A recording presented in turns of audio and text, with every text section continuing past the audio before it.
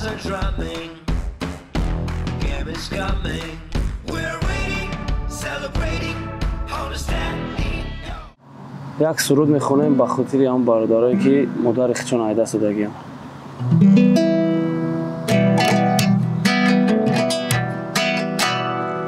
از رفتنی تو آچلم داشت شده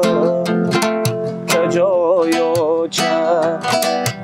خوردم غمی به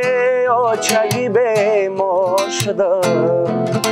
که جای آچه خوردم غمی به آچگی به ما شده که جای آچه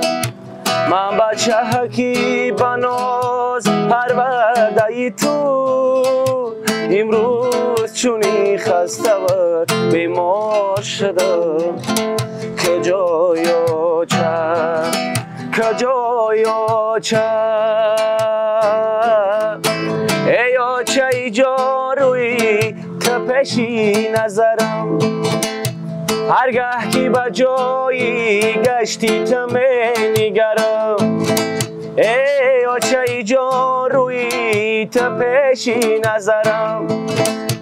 هرگاه که به جایی گشتی تمه نگرم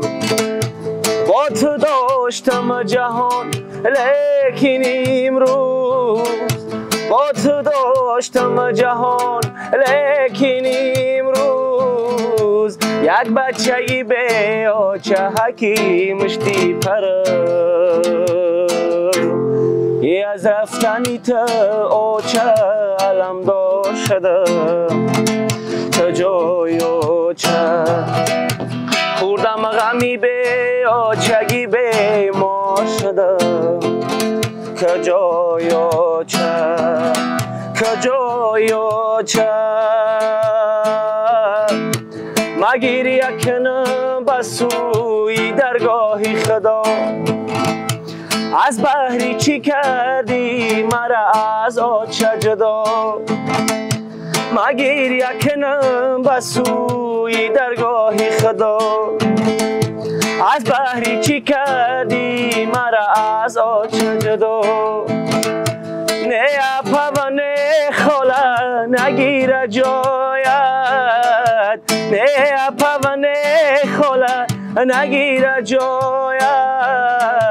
در نامی ته آچه کنم جان من فدا ای از رفتنی تو آچه علم دار شده که جای آچه خوردم غمی به آچگی به ما شده که جای آچه من بچه حکی بناز پرورده ای تو امروز چونی خسته و بیمار شده که جای آچه که جای آچه رحمت کلان امین جان